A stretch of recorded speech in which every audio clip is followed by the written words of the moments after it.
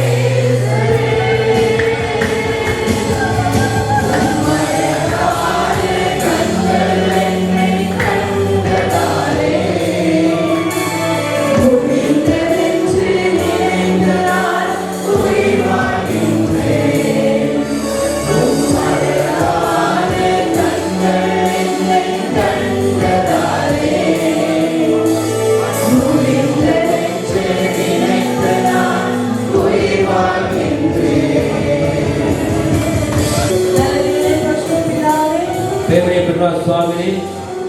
நல்ல ஆராதனை வேளைக்காக நாங்கள் நன்றியோடு துதிக்கிறோம் ஐயா. මේ යහපත් දවස්කාලයට ඔබගේ ස්තුතිවන්ත වෙනවා ස්වාමිනේ. எங்கள் மத்தியில் நிறைவேறி வந்த கிருபைக்காக நன்றி. ඔබ සම්පූර්ණ කරුණාව නිසා ස්තුතියි. வாஞ்சியோடும் தாகத்தோடும் வந்திருக்கிற உடைய பிள்ளைகளே පිපාසයෙන් පැමුණා ඔබගේ දරුවන්ව உடைய வசனத்தினால் திருப்திப்படுத்தி நீர் அனுப்புவீராக. ඔබගේ වශයෙන් තෘප්තිමත් කළ වෙනවා. போதகர் மூலமா எங்களோடு பேசுங்க. දේව දාසතුන් අප සමග කතා කළ වෙනවා. மீதியா இருக்கிற நிமிஷம் எங்களோடு கூட இருங்க. ඉදිරි සීල කාලය මාස අප සමග සිටිය වෙනවා. மீட்பரும் ரட்சகருமாக இயேசு கிறிஸ்துவின் நாமத்தில் வேண்டிக்கொள்கிறோம். එලම්කාරු යේසුස් වහන්සේ නාමයෙන් යාඥා කරන්නකෝ. ආමේන්. அநேக காரியங்களை எங்களுக்கு செய்து எங்களை உற்சாகப்படுத்தி கர்த்தருடைய நாமத்தை இந்த இடத்திலே மகிமைப்படுத்தினார். සහෝදර මයිකල් පසුගිය අවුරුදු 17ක් මුළුල්ලේම සභාවට පැමිණ අනේක ආකාර සේවාවලින් සභාව උපකාර කරමින් අප සමග සේවයේ යෙදුණු සහෝදරයෙක්. எங்களுடைய வீடியோ காரியங்கள், அதாவது வீடியோ எடிட்டிங், அதுக்கு படங்கள் டிசைன், அந்த காரியங்கள் செய்தார், மொழிபெயர்த்தார், தேவ செய்திகளை பகிர்ந்து கொண்டார், போக்குவரத்து காரியங்களை செய்து கொண்டு சபையோடு இணைந்து 17 வருடங்களாக எங்களோடு இருந்த நாங்கள் சகோதரர். වීඩියෝ එඩිටින් ඒ වගේම සභාවේ දෙහිම පරිවර්තනය කිරීම මේ බොහෝ කාරණාවලින් ඔහු සභාවට සහාය දැක්වුවා. ஆனாலுமோ இப்பொழுது அவர் தீர்மானம் எடுத்துட்டார், மறுபடியுமாக இலங்கைக்கு சென்று அவருடைய குடும்பத்தோடு ஜீவிக்கும்படியாக. නමුත් දැන් ඔහු තීරණයක් ඉදිරිනවා නැවත වතාවක් ලංකා දේශයට ගොස් ඔහුගේ පවුලත් සමග සිටිනවා. அவர் கேட்டுக்கொண்ட வண்ணமாக அவருக்கு ஒரு சாட்சி நேரம் கொடுக்கப்படும். அதுக்கு முன்பதாக அவரை கர்த்தருடைய கரத்தோடு ஒப்புக் கொடுத்து நாங்கள் ஜெபிக்க போகிறோம். ඉල්ලන ආකාරයට ඔහුට සාක්ෂිය මොහොතක් ලබා දෙන්න කියලා ඒ මොහොත අපි ලබා දෙනවා නම් ඊට ප්‍රථමයෙන් අපි ඔහුව ස්වාමීන් වහන්සේගේ இலங்கைக்கு சென்றாலும் எங்களோடு தொடர்பு கொண்டு அந்த சகோதர சிநேகத்திலே இருப்பார் என்று நாங்கள் விசுவாசிக்கிறோம். யாவரும் அவருக்கும் அவருடைய குடும்பத்துக்கும் அவருடைய எதிர்காலத்துக்காக ஜெபிப்போம். ලංකාවට ගියත් අප සමග ඔහු තිබුණා වගේ සහෝදර ප්‍රේමයෙන් නොකොට පවත්වයි කියලා අපි බලාපොරොත්තු වෙනවා. ඒ වගේම ඔහු වෙනුවෙන්ද ඔහුගේ පවුල වෙනුවෙන්ද සියලු දෙනාම යාඥා කරන විදිහට எல்லாரும் அவர்களிடையே கரங்களை கொஞ்சம் வைத்து සියලු දෙනාම ඔහුගේ දෑත් යොමු කරන්න. எல்லாரும் சொல்லுங்க, ஆண்டவரே இந்த மகனை ஆசீர்வதிப்பீராக. ස්වාමිනී මේ කවුරුද දෙලව ආශිර්වාද කරන්න. எல்லாரும் கரங்களை வைத்து சொல்லுங்க. සියලු දෙනාම දෑත් ඔස්සවල පවසන්න. சொல்லுங்க, ஆண்டவரே இவரை ஆசீர்வதிப்பீராக. ස්වාමිනී මම ආශිර්වාද කරන්න. அன்பின் பிதாவே, இந்த மகனை எமது வல்லமையுள்ள கரத்துக்கள் ஒப்புக் கொடுக்கிறோம். ප්‍රේමයේ දේවයන් වහන්සේ මේ සහෝදර බෝධි දෑත් බාර කරනවා. இந்த ஊழியர்களுக்காக அநேக காரியங்களை செய்த ஒரு மகன், මේ සේවාව උදෙසා බෝධි කරන සහෝදරයෙක්. அதுக்கு பிரதிபலனை எங்களால் கொடுக்க முடியாவிட்டாலும் பரலோகத்தில் இந்த நீர் கொடுப்பீர் என்று ඒ விசுவாசிக்கிறோம். ප්‍රතිඵල අපිට දෙන්න බැරි වුණාට වහන්සේ ස්වාමීන් සිට උඩ දෙන බව அந்த ගන්නවා. மகனை அபரிமிதமாய் ஆசீர்வதியும். මේ දරුවා වහන්සේ ආශිර්වාද කරන්න. ஆண்டவரை குடும்பத்தோடு சந்தோஷமாய் மகிழ்ச்சியாய் மீதியான நாட்களை செலவழிக்க கிருபை செய்யும். යාරණී ඔහුගේ පවුල සමග ඉදිරි කාලය ගත කරන්නට ඔබ කරුණාව இம்மட்டும் காத்தவர் இனிமேலும் வழி நடத்த வல்ல கொண்டவர்.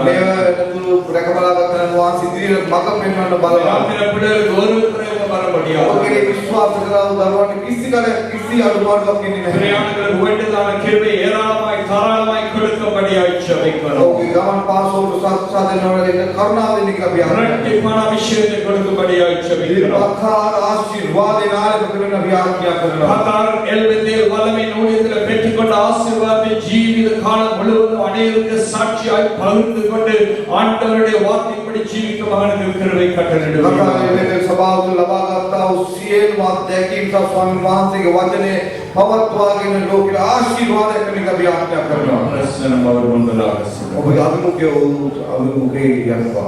இயேசு கிறிஸ்துவின் வல்லமையுள்ள நாமத்தில். යේසුස් වහන්සේ බලවතු නාමයෙන්. ஆமென். ආමේන්.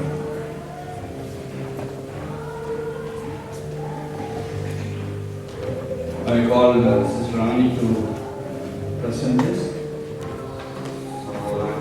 එනවා මේක. දෙන්නේ ஒரு சின்ன டோக்கனை அவருக்கு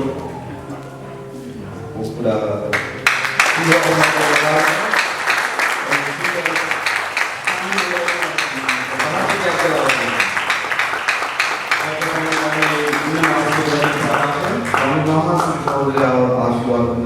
Though we will miss him, yet we will uphold him in prayer and we will be connected together. நாங்கள் அவரை இந்த இடத்திலே அவர் எங்களை விட்டு அவர் போனாலும் இன்னும் அவர் எங்களோட தொடர்பு இருப்பார். நாங்கள் அவருக்காக தொடர்ந்து ஜெபிப்போம். ඔබ පාතර ගියා අපි නොකොඩ ඔහු සමග සිටින්න ඔහු වෙනුවෙන් යාඥා කරනවා. எல்லாரும் சொல்லுங்க, நன்றி සියලු දෙනාම පවසන ස්තුතියි. Everybody say thank you, brother. Thank you, brother.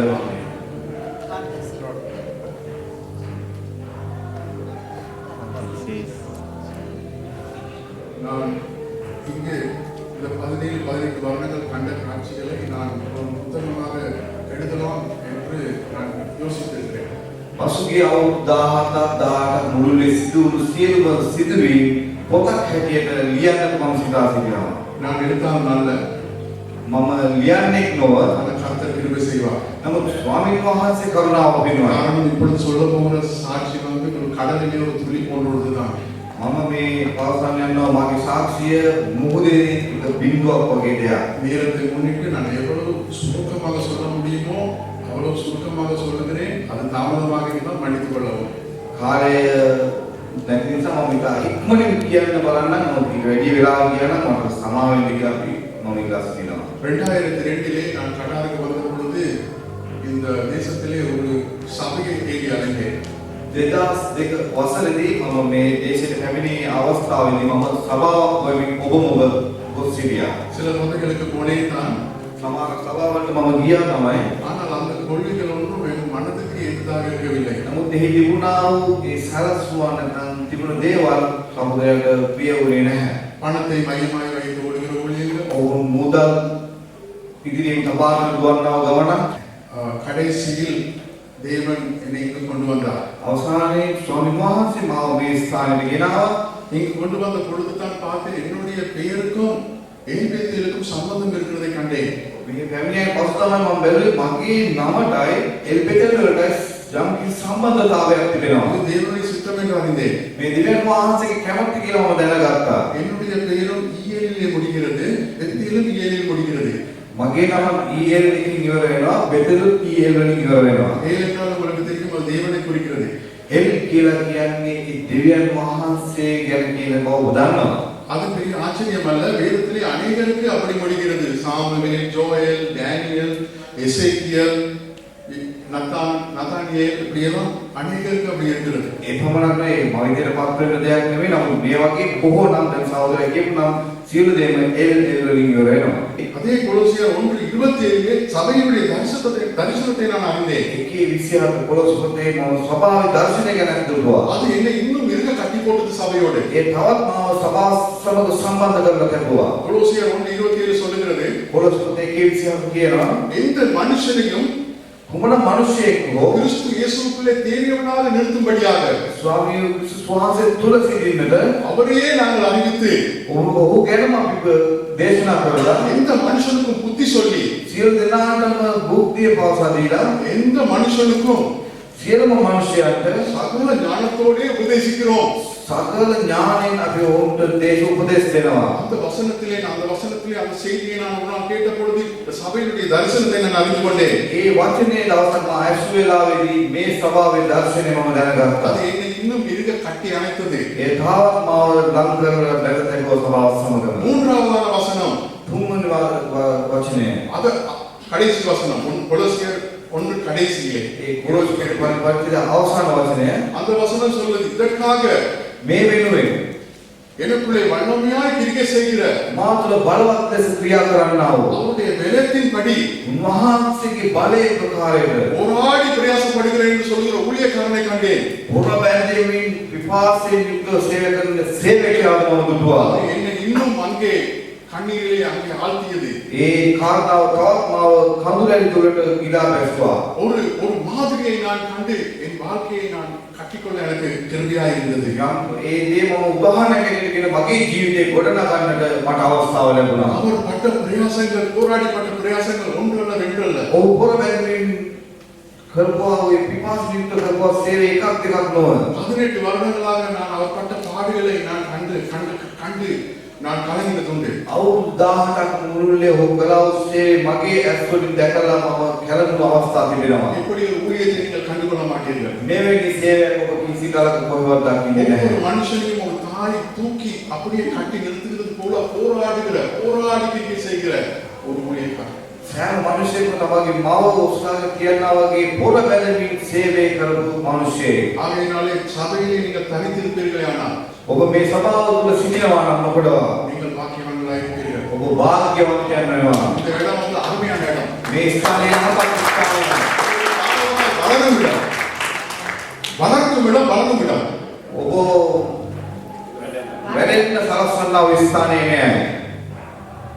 நான் உங்களுக்கு நன்றாக தேற்றும் இடம். ඔබ හොඳ ඇති සොයා බලන ඔබ සනසන ස්ථානයයි. நன்றாக விசாரிக்கும் இடம். ඔබ සොයා බලන ස්ථානයයි. விசாரிக்கிறதுன்னு சொன்னா வார்த்தையால விசாரிக்கணும்.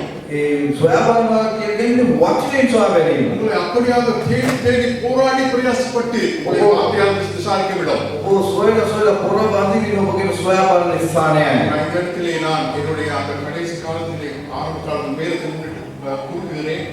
நான் கண்ட ஒரு விடயம், நான் என்னுடைய வாழ்க்கையை திருப்புமுனையாக அமைத்த ஒரு செய்தி. මම දුන්නා එක දෙයක් නම් මගේ ජීවිතේ වෙනස් ආකාරයකට පත් කළා වූ ස්ථානය නම් ஆவிக்குரிய ஆசீர்வாதம் என்ற அந்த அந்த திருஷ்டாந்தம், அந்த சத்தியம் ඒ ආත්මික ආශිර්වාදය කියනා වූ ඒ දේ කරනකොට என் வாழ்க்கையை திருப்பி அமைத்தது. මගේ සහෝදරයන් ජීවිතේ වෙනස් ආකාරයකට ගත්තා. அது வரையிலே நான் நம்பி இருந்தது. ඒ වෙනතුරු என்னுடைய உலக பிரகாரமான ஆசீர்வாதங்களே என்னுடைய விசுவாச வாழ்க்கையை நகர்த்தி கொண்டு போக வேண்டும் என்று நினைத்தேன். ඒ වෙනතුරු මම සිතාගත්තේ ලෝකාකාර ආශිර්වාද වලින් මගේ ජීවිතේ කොටගෙන ඉදිරියට යන්න ඕනේ කියලා. இல்லை தம்பி, உங்களுடைய ஆவிக்குரிய உன் விசுவாச வாழ்க்கை தான் உங்களுடைய உலக ஆசீர்வாதங்களை நிர்ணயிக்க வேண்டும் என்று கற்றுக் கொடுக்கப்பட்டேன். එහෙම නෙවෙයි මගේ ඔබගේ ලෝකීය ආශිර්වාදය ලබන්නට ආත්මික ආශිර්වාදය ප්‍රථමයෙන් ලබා ගන්න ඕනේ කියලා කියා දුන්න ස්ථානය. அன்றிலிருந்து என்னுடைய மனம் திரும்புதல் ஆவிக்குரிய ஆசீர்வாதங்களை நோக்கி நகர்ந்தது. ඒ අවස්ථාවේ මගේ ඒ පසුතැවිලි වීමෙන් පසුව ආත්මික ජීවිතය කරා මම පිවිසුණා. ஆகையினாலே நான் உங்களோட சந்தோஷமா இருக்கிறேன். ඒ නිසා මම ඔබ සියලු දෙනා සමගම ප්‍රීතියෙන් සිටිනවා. ஆகையினாலே சபையிலே ரங்கி சிக்கின்ற நிலைத்திருங்கள். ඒ නිසා සභාව තුළ රැඳී සිටින්න. தேவன் உங்களை இன்றைக்கும் ஆசீர்வதிப்பார். ස්වාමීන් වහන්සේ ඔබ සියලු දෙනාම සදා ආශිර්වාද කරසේක්වා. ஆமென்.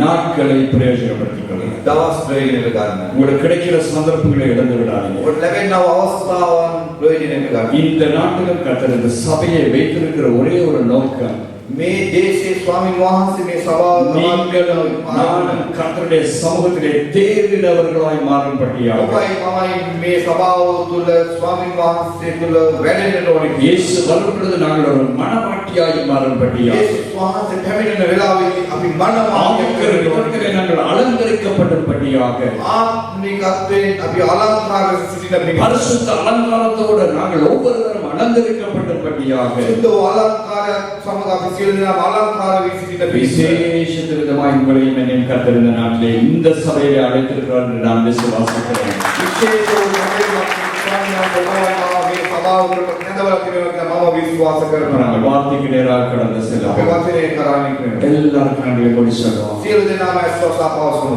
எனக்காக வைத்திருக்கிற வார்த்தையை அனுப்ப மாட்டார். මා උදෙසා තබා තිබෙනා වූ වචනේ එවන්න ස්වාමීන් எனக்கு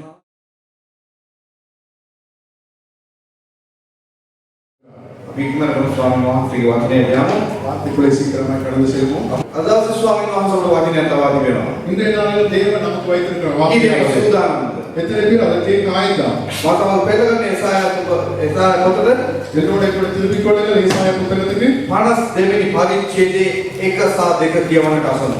52ஆம் அதிகாரம் 1-2 ஆகிய வசனங்கள். எழும்பு சீயோனே, உன் வல்லமையை தரித்துக்கொள். பரிசுத்த நகரமாகிய எருசலேமே, உன் அலங்கார வஸ்திரங்களை உடுத்திக்கொள்.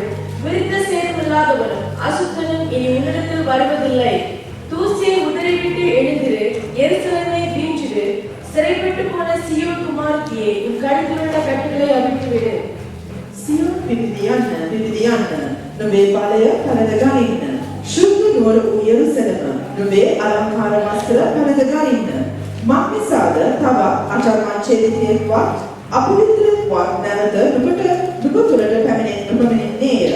යෙරුසලම නුඹ දූලි ගසා දමා නැගිට වාඩි වෙන්න. වාඩි වූ සියොන් දුව නොවේ බෙල්ලේ බැඳු ගලවා දමා පන්න. අපේ ඇඟේ තිබෙනා වූ දූවිලි ගසා දාන්න කියලා අද ස්වාමීන් වහන්සේ කියනවා. நம்மிலே இருக்கிற தூசிகளை உதறிவிட வேண்டும் என்று கர்த்தர் கூறுகிறார். අපි ගීත අපේ දුවට මදි. நாம் அங்க போய் நம்ம கை தட்டி கொள்வது போல අපේ ඇඟේ දූවිලි තිබෙනවා. நம்முடைய சரீரத்திலே தூசிகள் ඒ இருக்கின்றன. දූවිලි ස්වාමීන් වහන්සේ කියනවා ගසා දමන්න කියලා. அந்த தூசியை உதறிவிடு என்று கர்த்தர் கூறுகிறார். ඒ දූවිල්ල බෙල්ලට වැදලා තිබෙන දෙයක් වගේ කියලා කියනවා. அங்கே அந்த தூசியானது நம்மிலே அங்கே கட்டப்பட்டது போன்று இருக்கிறதா. යම් කිසි දෙයකින් අපගේ බෙල්ල වැද තබා තිබෙන ආකාරය තිබෙනවා. அந்த ஏதோ ஒன்று நம்முடைய கழுத்தை அங்கே கட்டிக்கொண்டதை போல அந்த தூசி இருக்கிறது. ඒ දූවිල්ල අපිව වහලයක් කරන වහල්ලෙක් කර තිබෙනවා. அந்த தூசியானது நம்மை அடிமைப்படுத்தி இருக்கிறது. ඒ නිසා අපි ඒ දූවිල්ල ගසා දමන්න ඕන. ஆகையினாலே அந்த தூசியை நாங்கள் கலட்டி எறிய வேண்டும். අද දවසේ දේශනාවේ මාතෘකාව இந்த நாளினுடைய பிரசங்கத்தினுடைய தலைப்பு දූවිලි ගසා දමන්න. தூசியை உதறிவிடு. ළඟින් එක්කෙනාට කියන්න. பக்கத்தில் கூடதிலே சொல்லுங்க. දූවිලි ගසා දමන්න. தூசியை உதறிவிடுங்கள். දූවිලි කියන වෙලාවේදී தூசி என்று சொல்லப்படுவது එකක් දෙකක් නෙමෙයි. ஒன்று இரண்டு என்று சொல்ல முடியாத ஒன்று. ඒක අහුලලා විසි කරන්න බෑ. அது அங்கே கணக்கில் எண்ணற்றவைகள். ලයිට් එකක් එළියට බැලුවොත් එimhe මෙහෙද සෑහෙන දූවිලක් මෙහෙම සාධාරණ කරනකොට අපි දකින්නට පුළුවන්. அங்கே சூரிய ஒளி வீட்டுக்குள்ளே வருகிற பொழுது அந்த ஒளியிலே அந்த தூசிகள் பறந்து கொண்டிருப்பது தெரியும். එහෙම නේද? அப்படிதானே? ඒ දූවිල තමයි ගසා දමන්න කියන්නේ. அந்த தூசியை தான் உதறிவிட வேண்டும் என்று கலத்தி உதற வேண்டும் என்று சொல்லப்பட்டிருக்கிறது. ඒක දේශනාකාරයා அது பிரசங்கி ස්වාමීන් වහන්සේගේ ඥානය ලැබු තැනත්තා தேவனுடைய ஞானத்தை பெற்ற மனுஷன் අලංකාර දෙයක් ලියා තිබෙනවා සුදෝලියෙන්නේ. வேதத்திலே அழகான ஒன்றை எழுதியிருக்கிறான். දේශනාකාරයා පොතේ 10 වෙනි පරිච්ඡේදයේ පළවෙනි වගන්තිය. பிரசங்கி 10ஆம் அதிகாரம் 1ஆம் வசனம். செத்த ஈக்கள் தையல்காரருடைய பரிமள தைலத்தை நாரி கெட்டு போக பண்ணும். ஞானத்திலும் கனத்திலும் பேர் பெற்றவனை சொற்ப மதியினமும் அப்படியே செய்யும். මල මැස්සන් නිසා තෛල මිශ්‍ර කරන්නාගේ තෙල් ගඳ ගසා නරක් වේ. එසේම ප්‍රඥාවත් ගෞරවයටත් වඩා ස්වල්ප මෝඩකමක් බරය. හලෙලූයා. அல்லேலூயா. මැස්සන් මොනවද කරන්නේ? செத்த ஈக்கள் என்ன செய்யும்? තෛලය මොනවද කරන්නේ? தைலம் என்ன செய்யும்? ගඳ ගස්වයින්. தைலத்தை நார பண்ணுமா? තෛලය කියන වෙලාවේ අපි ස්වභාව තුළ ආත්මික මොනවද කියන්නේ? தைலம் என்று சொல்லப்படுகிற பொழுது அதனுடைய ஆவிக்குரிய அர்த்தம் என்ன? ස්වාමීන් වහන්සේගේ தேவனுடைய ආලයය. தேவனுடைய அபிஷேகத்தை குறிக்கும். අප තුළ යම් කිසි දූවිල්ලක් තිබෙනවා නම් நமக்குள்ளே ஏதோ ஒரு தூசி இருந்தால் ඒ ආලයක නැති වෙන්න අවස්ථාවක් තිබෙනවා. அந்த அபிஷேகத்தை அகற்றி போட அதனாலே வாய்ப்பு உண்டு. ඒ දූවිල්ලට බලය තිබෙනවා.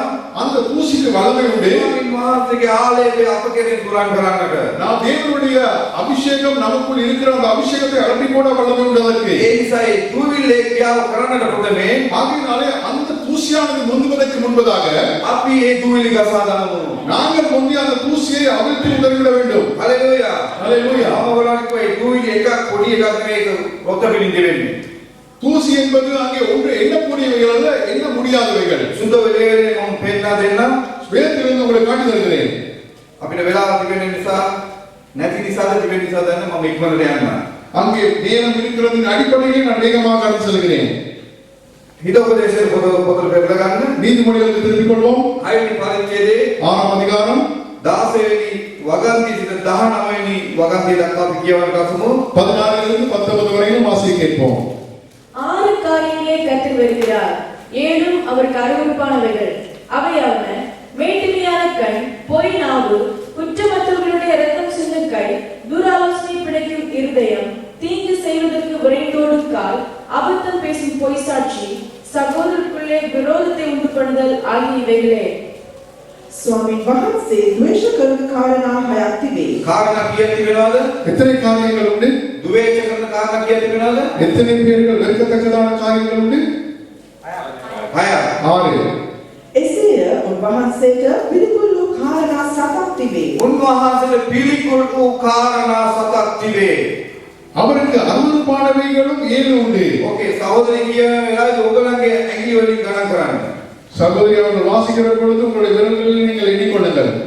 උණු ඇස්ය, බොරුකාර දිවය, නිදොස්ලේ වගුරුවන අත්ය, දුෂ්ට උපායෝජන සිතය, නපුරට දුවන්ට ඉක්මවන පාදයෝය.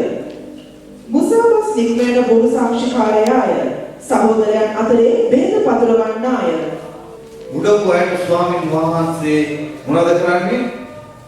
பெருமை உள்ளவர்களுக்கு தேவன் என்ன செய்கிறாராம்? ද්වේෂ කරනවා. எதிர்த்து நிற்கிறார். බොරුව කියන අයගේ පියා කවුද? பொய்க்கு தகப்பன் யார்? යක්ෂයා. பிசாசு. සහෝදරයන්ට ભેද ඇති කරන්න කවුද? சகோதரர்கள் மத்தியிலே பிரிவினைகள் உண்டாக்குகிறவன் யார்? යක්ෂයා பிசாசு බොහෝ දේ කියන්න තිබෙනවා. නමුත් ඒ කාරණාව ඒක ලියාගත්තා නම් හොඳයි කියලා හිතනවා ඒ මාක් කරගන්න එක. இவற்றை அடையாளத்தில் கீழ்கோடிட்டுக் கொடுங்கள்.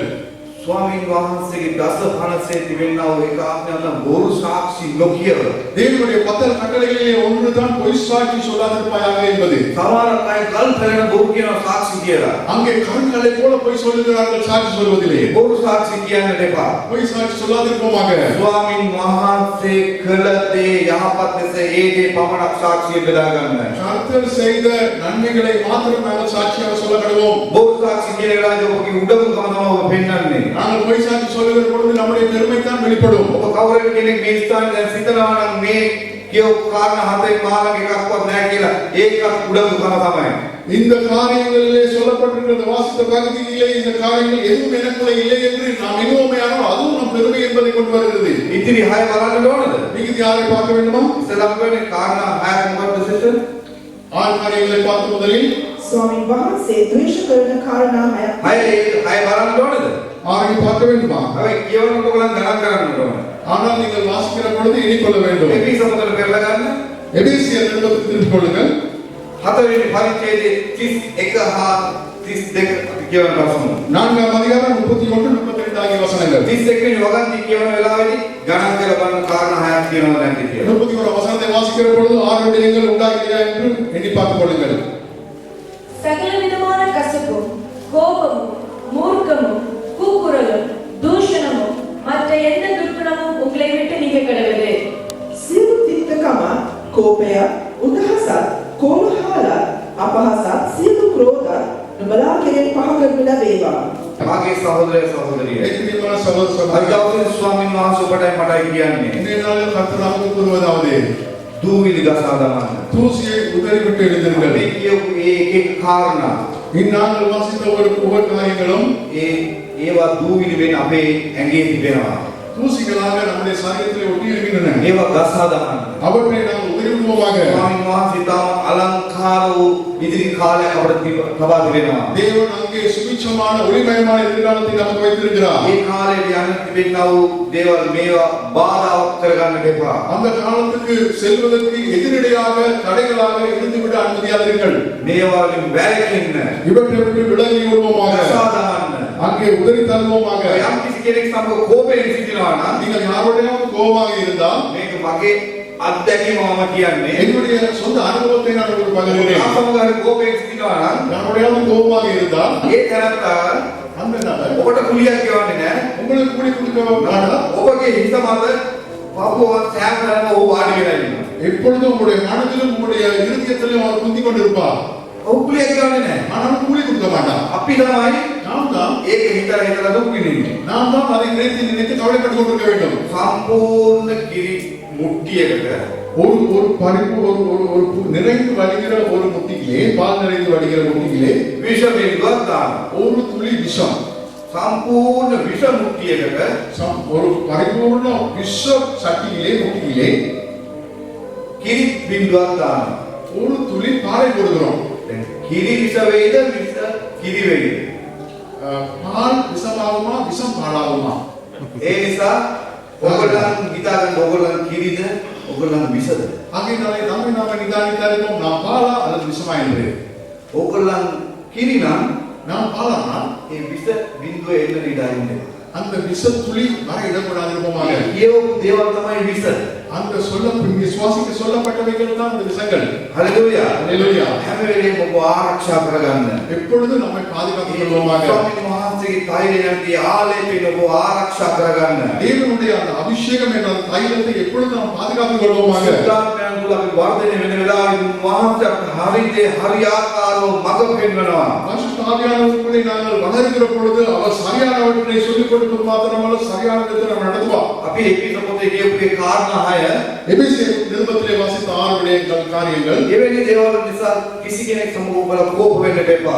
இவனுடன் எதை குறித்தும் நீங்கள் கோபப்பட வேண்டாம். 32 වෙනි වගන්ති මෙලෙස ඉතාම අලංකාර ලෙස ලියා තිබෙනවා. 32 வசனம் இன்னும் அழகாக சொல்லப்பட்டிருக்கிறது. ஒருவருக்கொருவர் தயவாயும் மன உருக்கமாயும் இருந்து கிறிஸ்துவுக்குள் தேவன் உங்களுக்கு மன்னித்தது போல நீங்களும் ஒருவருக்கொருவர் மன்னியுங்கள்.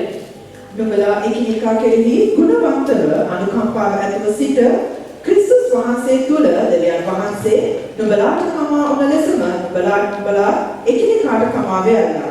යේසුස් වහන්සේව කුරුසේ යන ගසන වෙලාවේදී இயேசு கிறிஸ்துவை சிலுவையில் அறைந்த பொழுது එතන හිටපු හේවාය அங்கே இருந்தவர்கள் ඒ පාදිසිවරු සද්දිසිවරු பரிசேயர் சதுசேயர் ஆகியோர் මේගොල්ලන් යේසුස් වහන්සේගෙන් ඇහුවද அவர்கள் இயேசுவிடத்தில் கேட்டார்களா මේ අපි මේ කරන දේට අපිට සමා වෙන්න நாங்கள் செய்கிறவர்களுக்கு ஐயோ தயவு மன்னித்துக் கொள்ளுங்கள் අපිට කමා කරනවාද මේ කරන වැඩේට நாங்கள் செய்கிற காரியத்தை நீங்கள் மன்னிப்பீர்களா ස්තේෆාන්ට ගල් ගහලා මරණ වෙලාවේදී ஸ்தேவானை போட்டு கல்லெறிந்தே கொள்ளுகிற பொழுது ඔයගේ ඒ ගල් ගහපු අය ඇහුවද මේ අපිට සමා වෙන්න මේ කරන දේට அந்த கல்லெறிந்தவர்கள் கேட்டார்களா நாங்கள் செய்கிற காரியத்தை மன்னிச்சு கொள்ளுங்களானால் என்று சொன்னார்கள் යේසුස් වහන්සේව මොහොන් කරන දේ නොදැන කරන නිසා ස්වාමීනි මොහොන්ට කමා කරන්න. ஆனால் இயேசு சொன்னார் இவர்கள் செய்வது இன்னதென்று அறியாதனாலே பிதாவே இவர்களை மன்னியும் என்றார். ඒ තමයි යේසුස් වහන්සේගේ ජයග්‍රහණය. அதுதான் தேவனுடைய இயேசுவினுடைய ஜெயம். අපි හැමදාම ගිහිල්ලා කියන්නේ යේසුස් වහන්සේ මගේ ප්‍රකාශ වෙනවා කියලා. அங்கே இந்த இடத்துல நாங்கள் போய் சொல்ல வேண்டும் இயேசு எனக்கு வெளிப்பட்டார் என்று. මේ දේශනාව ඔබට පමණක් නොව உங்களுக்கு மாத்திரம் මටත් තමයි. எனக்கும் தான். අපි හැමෝම හැදෙන්නට ඕන. நாங்கள் எல்லாரும் வளரணும். අපි ස්වාමීන් වහන්සේ යේසුස් වහන්සේ කෙලෙසද සමාව දුන්නේ ඒ ආකාරයෙන් අපි සියලු දෙනාටම සමාව දිය යුතුයි. இயேசு எப்படி நமக்கு மன்னிப்பு கொடுத்தாரோ அப்படித்தான் நாம் யாரும் மற்றவர்களுக்கு மன்னிக்கணும். ඒක සමාව දෙන්නට බැරි නම් அப்படி மன்னிப்பு கொடுக்க முடியாதுன்னா දූවිලි ඇඟේ තාවාගෙන අපි ඔබ ඔබ යන අය තමයි. தூசி நம்மிலே ஒட்ட நாங்கள் போகிற மனிதர்கள் என்பது உறுதி. ඒ මැරිච්ච මැස්සන් සම්පූර්ණ තෛලයේ ගඳ ගසන්නක් නෙවෙයි අපේ ආත්මික ජීවිතේ ගඳ ගසනවාමයි. செத்த ஈக்கள் பரிமள தைலக்காரனுடைய அந்த தைலத்திலே விழுந்து முற்றிலும் நார பண்ணுகிறது போலதான் நம்முடைய ஆத்மாய் இருக்கும். හලෙලූයා. ஹalleluya. කීනේ ස්වාමීන් වහන්සේ කතා කරනවාද? எத்தனை பேர் கர்த்தர் நம்மோடு பேசிக் கொண்டிருக்கிறார்? ස්වාමීන් වහන්සේ කීනේ කතා කරනවාද? கர்த்தர் எத்தனை பேரோடு பேசிக் අපි கொண்டிருக்கிறார்? දූවිලි ගස්සා දමන්නට ඕන. நாங்கள் நமது தூசியை உதறி தள்ளிவிட வேண்டும். ලූක් සුභාරංචි පොතේ තාමත් ලස්සන කතාවක් ලියලා තිබෙනවා. லூக்கா சுவிசேஷத்திலே அழகான ஒரு கதை இருக்கிறது. යේසුස් වහන්සේ උපමාවක් හැටියට එල්ල කළා. அதை உவமையாக அவர் இயேசு நமக்கு சொன்னார். සියලු දෙනාම දන්නවා. எல்லோருக்கும் அது தெரியும். 15 වෙනි පරිච්ඡේදයේ 15ஆம் அதிகாரம் අපි දන්නවා අකීකෝ පුත්‍රයා ගැන. கீழ்ப்படியாமல் போன அந்த மகனை குறித்து புத்திரனை குறித்து தெரியும். කී දෙනෙක් දන්නවද කී දෙනෙක් දන්නේ නැද්ද? எத்தனை பேருக்கு தெரியும் தெரியாத எத்தனை பேருக்கு? දැන් කොහොමද බයිබල් කරනවා? எல்லோரும் வேதத்தை திரும்புகிறோம். ආ දැන් ලූකා 15 වෙනි පරිච්ඡේදයේ අකීකෝ පුත්‍රයා ගැන හොයනවා. அங்கே லூக்கா 15ஆம் அதிகாரத்தில் அந்த கீழ்ப்படியாமல் போன புத்திரனை குறித்த சம்பவத்தை தேடுகிறோம். මේක හැමෝම දන්නවා. இது யாருக்கும் தெரியும். මෙතන ඉන්න හැමෝම ඒක දන්නවා. எல்லோரும் நம்ம கேட்டிருக்கோம் தெரியும் நமக்கு. අකීකෝ පුත්‍රයා මොකද වුනේ? கீழ்ப்படியாமல் போனவங்க என்ன நடந்தது? ඔහුට උඩඟුකමක් ආවා. அவனுக்கு பெருமை வந்தது. මම දැන් ලොකු මිනිස්සෙක්. நான் இப்பொழுது வளர்ந்து ஒரு பெரியவன் ஆகிவிட்டேன். තාත්තලන් ගොඩක් දේවල් තියෙනවා. தகப்பனுக்கு நிறைய சொத்து இருக்கிறது. මගේ දේවල් දෙන්න. என் பங்கு எனக்கு தாரும். ඒව ඇදගෙන සිතාදියේ ගියා. அவன் எடுத்துக்கொண்டு தூரதேசத்துக்கு போனான். ඔහු ගිහිල්ලා සියලු දේම නැති කරගත්තා. எல்லாவற்றையும் அங்கே செலவழித்து தீர்த்தான். එහෙමනේ තියෙන්නේ. அப்படித்தானே? එහෙමනේ කියලා තියෙන්නේ. அப்படித்தானே எழுதியிருக்கிறது. කතාව එහෙමනේ තියෙන්නේ. அப்படித்தானே எழுதியிருக்கிறது. සල්ලි ඔක්කොම ඉවරුනාට පස්සේ எல்லாம் பணம் முடிந்த பிற்பாடு මොනවද වුනේ? அவனுக்கு என்ன நடந்தது? කන්නටවත් බැරි වුණා. சாப்பாடு கூட இல்லை. සාගතේකුත් ආවය. அந்த நேரத்திலே பஞ்சமும் அப்பிரதேசத்துக்கு வந்து விட்டது. ඊට මොකක්ද කරේ? அப்பொழுது அவன் என்ன செய்தான்? ඌරන්ට දෙන කෑමෝ කාලා තමාගේ කුස පුරව ගන්නවා කියලා හිතාගත්තා. அங்கே பண்டிகையினுடைய ஆகாரத்தையாவது சாப்பிட அவன் மனதாக இருந்தான். එහෙ ගිහිල්ලා ඒක කරන වෙලාවේදී அதை கூட அவன் செய்ய விடவில்லை. போய் செய்ய போன பொழுது බයිබලේ ලියලා තිබෙනවා வேதம் சொல்லி இருக்கிறது. ඔහුට සිහි කල්පනාව ආවා. அவனுக்கு புத்தி தெளிந்தது. ඔහුට සිහි කල්පනාව ආවා. அவன் புத்தி தெளிந்தான். ආපු වෙලාවේ කුමක්ද ඔහු කරේ? அப்பொழுது அப்படி புத்தி தெளிந்த பொழுது அவன் என்ன செய்தான்? දැන් ගෙදර ඉඳලා ප්‍රැක්ටිස් කරනවා. இப்பொழுது வீட்டில் இருந்து ගෙදර නෙමෙයි. அவன் இருந்த இடத்துல ඌරු ගානේ ඉඳලා පුරුදු වෙනවා මේ තාත්තට ගිහිල්ලා කියන්න දෙයක්. அந்த பண்டிகட்டியிலே இருந்து அவன் இப்பொழுது தகப்பனிடத்திலே சொல்ல போவதை சொல்லி அவன் பார்த்து கொண்டிருந்தான். ඌරු ගානේ මුල්ලක වඩේලා දැන් පාඩම් කරනවා. පියාණනි මම ඔබට ස්වර්ගයට විරුද්ධව බෞද්ධලෙමි. තව දුරටත් ඔබගේ පුත්‍රයා කියන්නට මම නොවටිමි. ඒ නිසා ඔබගේ නිවසේ සේවකයෙක් හැටියට මාව බාර ගන්න. இப்பொழுது அவன் ஒத்திகை பார்க்கிறான். தகப்பனே உமக்கும் பரத்துக்கும் விரோதமாக பாவம் செய்தேன். இனிக்கும் உங்கள் குமாரன் என்று சொல்லப்படுவதற்கு நான் பாத்திரமான அல்ல. உங்களுடைய வேலைக்காரர்கள் ஒவ்வொன்றாக என்னை சேர்த்துக் கொள்ளும் என்று அவன் சொல்வதை அவன் ஒத்திகை பண்ணி கொண்டிருக்கிறான். එහෙමද පාඩම් කරේ? அப்படியா அவன் பாடம் பண்ணினான்? එහෙමද අදහස් කරගෙන ආවේ? அப்படியா அவன் பாடம் பண்ணினான்? එහෙනම් කොහොමද මොනවද ඉතාලගෙන ආවේ? அவன் என்ன நினைத்துக் கொண்டு வந்தான்? அப்படி இல்லை என்றால் තාත්තා ළඟට ගිහලා මොනවද කියන්න ඕන? தகப்பனிடத்திலே போய் அவன் என்ன சொல்ல வேண்டும்? අපි බලමු ලූක් සුභාරම්භ පොතේ 15 වෙනි පරිච්ඡේදයේ 21 වෙනි වගන්තිය. லூக்கா 15:21 வசனம். குமாரன் தகப்பனை நோக்கி, தகப்பனே, பரத்துக்கு விரோதமாகவும் உமக்கு முன்பாகவும் பாவம் செய்தேன். இனிமேல் உம்முடைய குமாரன் என்று சொல்லப்படுவதற்கு நான் பாத்திரன் அல்ல என்று சொன்னான். එවිට පුත්‍රයා ඔහුට කතා කොට, පියාණනි, ස්වාර්ගයට විරුද්ධවද ඔබ ඉදිරියේද පව් කළමි. තවත් ඔබගේ පුත්‍රයායි කියනු ලබන්නට නොවටනි කිව්වේය. මෙහෙම කියන වෙලාවේදී இப்படி சொல்லப்படுகிற பொழுது පුත්‍රයා දැන් කියනවා තාත්තට தகப்பனிடத்திலே வந்து சொல்லுகிறான். ඔහුගේ සී කල්පනාව ඇවිල්ලා அவன் புத்தி தெரிந்தவனாக வந்து ඔහුගේ තිබුණා වූ සියලු දූවිලි ගසා දානවා. தன்னிடம் இருந்த எல்லா தூசிகளையும் உதறிவிட்டு ඔහුගේ උඩඟුකම தன்னுடைய பெருமை, මමත්වය அந்த மமதை, ලෝකේ ගැන දැනගත්ත அந்த உலகத்தை குறித்து அறிந்தவைகள், පියාට අකීකරු වෙච්ච දේ தகப்பனுக்கு கீழ்ப்படியாமல் போனது, සහෝදරයා සමග වෛරය කරගත්ත දේ சகோதரோட கூட வைரம் கொண்டு கோபம் கொண்டதை, ස්වාමීන් වහන්සේ අක්කමැදිට ඇරකට ගිහිල්ලා ඔය ඒ ඌරන්ගේ කෑම කාපු මේ සියලු දේම தேவனுக்கு பிடிக்காதவர்களுக்கு போனது மற்றும் அந்த பண்டிகையுடைய ஆகாரத்தை தின்றது සියලු දේම ඔහු ගසා දාමලා තමයි ආවේ. அவை யாவற்றையும் அவன் உதறிவிட்டு தான் வந்தான். ගසා දාමලා எல்லாவற்றையும் உதறி தள்ளிவிட்டு හැබැයි වූ ත්‍රික් මාරු වෙලා වූ ඒ ස්ථානට නෙමෙයි. அவன் அங்கே உண்மையாக மனம் திரும்பினவனாக அவன் வந்தான். හැබැයි පසුසැවිලි වෙලා ඔහුගේ පියාණන්ට පැමිණි. மெய்யாகவே அவன் மனம் திரும்பியே தன் தகப்பனிடத்திலே வந்தான். ඔහුගේ ඒ කීම තුළදීම அவனுடைய அந்த கூற்றிலேயே ඔහු පියාගේ සිත තුළ හට ගන්නා දේ තමයි කියලා දෙන්නේ 22 වෙනි වගන්තියේ. அவனுடைய கூற்றிலேயே தகப்பனுடைய மனது தான் அந்த 22ஆம் ඔහු வசனம் පියාට சொல்லுகிறது. කියනවා පියාණනි මම වර්ධ කරා කියලා. அவன் சொல்லுகிறான் தன் தகப்பனை எண்ணி, தகப்பனை நான் பாவம் செய்தேன் මම என்று. වටින්නේ නැහැ කියලා කියනවා. நான் பாத்திரம் நல்ல என்கிறான். නමුත් පියාගේ කනේ ඒ දෙතර නොවේ තිබුණේ. ஆனால் தகப்பனுடைய உள்ளத்திலோ அதை குறித்த எதிர்பார்ப்பின் எண்ணம் அல்ல இருந்தது. ඔහුගේ ක්‍රියාව වෙන අතකටයි තිබුණේ. அவன் தகப்பனுடைய உள்ளம் வேறொன்றினாலே நிறைந்திருந்தது. පියා කියන දේ මේ අවස්ථාවේදී ඒ තාත්තා හුඟම් දුන්නේ. அவன் தகப்பன் அந்த நிலையிலே மகன் சொன்னது எல்லாம் அந்த தகப்பனுடைய காதிலே விழுந்தது. ඔහුගේ පුතා සැබෑ ලෙස පසුතැවිලා පැමිණි එක දුටු පියාගේ සියලුම ක්‍රියා වෙනත් දෙයකටයි තිබුණේ. தன்னுடைய மகன் மனம் திரும்பி வருகிற அந்த சம்பவம், அந்த காட்சியும் தன்னுடைய தகப்பனுடைய மனதை முற்றிலும் வேறு பக்கத்துக்கு திருப்பி இருந்தது. ඊළඟ සිස්ටර් විදිහට 22ஆம் வசனத்தை வாசிப்போம். அப்பொழுது தகப்பன் தன் ஊழியக்காரரை நோக்கி, நீங்கள் உயர்ந்த வஸ்திரத்தை கொண்டு வந்து இவனுக்கு உடுத்தி, இவன் கைக்கு மோதிரத்தையும் கால்களுக்கு பாதரட்சைகளையும் போடுங்கள். නමුත් පියා තමාගේ දාසයන්ට කතා කොට, ඉතා හොඳ සලුව වහමගෙන ඔහුට ඉතාමත් හොඳ සල්ව වහම ගෙනයි මොහුට පරදන්න කියනවා. அங்கே உயர்ந்த வஸ்திரங்களை கொண்டு வந்து இவனுக்கு உடுத்துங்கள் என்றார். ඔබ අද දවසේදී දූවිලි ගසා නැවතත් ස්වාමීන් වහන්සේ ළඟට එන වෙලාවේදී இன்றைய நாளிலும் நீங்கள் தூசி படிந்தவர்களாய் இருந்தாலும் நீங்கள் கர்த்தரிடத்தில் திரும்புகிற பொழுது ස්වාමීන් වහන්සේ සුද්ධකම නැවති වස්ත්‍රයෙන් ඔබ පරදන්නට සූදානම් සිටිනවා. தேவன் நம்முடைய பரிசுத்த வஸ்திரத்தினாலே உங்களை அலங்கரிக்க, உங்களை உடுத்துவிக்க அவர் ஆயத்தமாயிருக்கிறார்.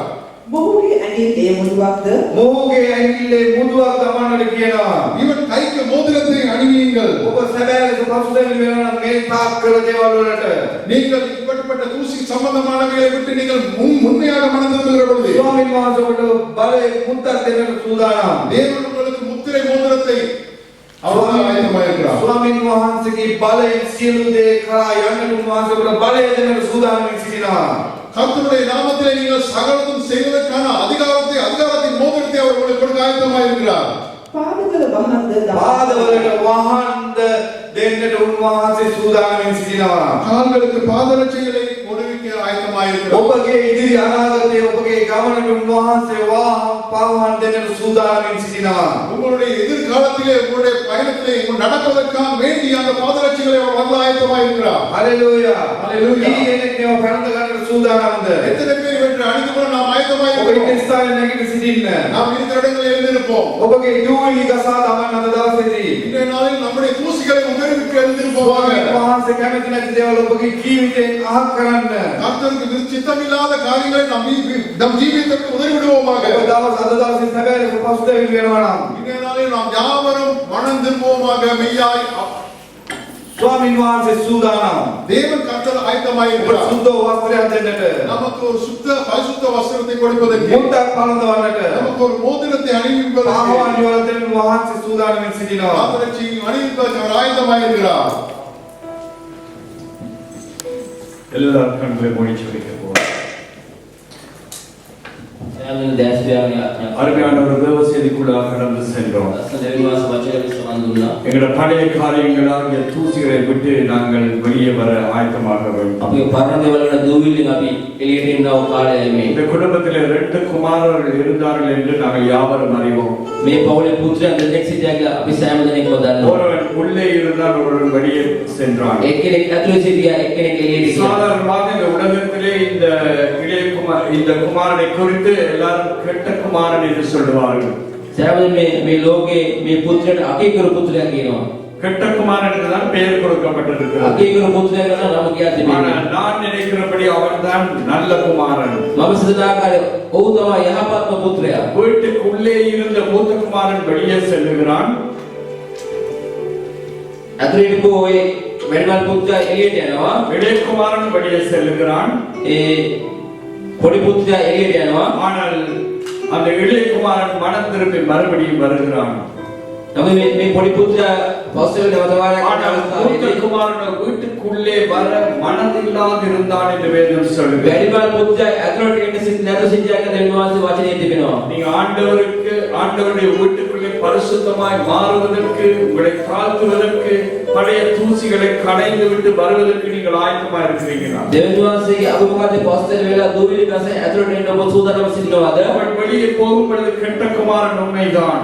එළියට යනකොට ඔහු අකීකරු පුත්‍රයා ඇත්තයි මේක. ஆனால் மறுபடியும் உள்ளே வரும் பொழுது නැවත වාරයක් ඇතුලට එන අවස්ථාවේදී அவன் மூத்த குமாரனுக்கு பார்க்க ஆசீர்வாதமானவனாய் වැඩිමල් පුත්‍රට වඩා ආශිර්වාදවත් පුත්‍රයෙක් වුණා ඔහු. அவன் மனம் திரும்பி வந்தான். ඔහු පස්සේ වෙලා පැමිණියා. நீங்களும் நானும் இன்றைக்கு ஆயத்தமாவோம். ඔබත් මමත් අද සූදානම් වෙමු. எத்தனையோ காரியங்கள் எங்களுடைய பரிசுத்த வாழ்க்கையை கெடுத்துக் கொண்டிருக்கிறது. බොහෝ කාරණා අපේ සුද්ධ ජීවිත විනාශ කරමින් තිබෙනවා. அபிஷேகமாகிய அந்த எண்ணெயை கெடுத்துக் கொண்டிருக்கிறது. ආලේ විනාශය නැමැති මේ තෛලය විනාශ කරනවා. எங்களுடைய முன்னோக்கி செல்லுகிற வாழ்க்கைக்கு தடையாய் இருக்கிறது. ඉදිරියට යන අපේ ජීවිතේට බාධාවක් වශයෙන් වෙනවා. ஆவிக்குரிய ஆசீர்வாதத்துக்கு தடையாய் எத்தனையோ காரியங்கள் இருக்கிறது. ආත්මික ආශාද බාධාවක් වශයෙන් බොහෝ දේවල් තිබෙනවා. அது என்ன என்று எனக்கு தெரியாத எங்கள் யாவருக்கும் தனிப்பட்ட முறையில் எங்களுக்கு தெரியும். මේ කුමක්ද මම දන්නේ පුද්ගලික ඔබ සෑම දෙනාම දන්නවා. ஒரு நிமிஷ கண்களை மூடி ස්වල්ප වෙලා දැස් நாங்கள் පියාගෙන ஆண்டவர் என்று சொல்லுவோம். දෙවියන් වහන්සේ කියමු. பழைய தூசியை நான் ஆண்டவரை உதறிவிட போகிறேன்.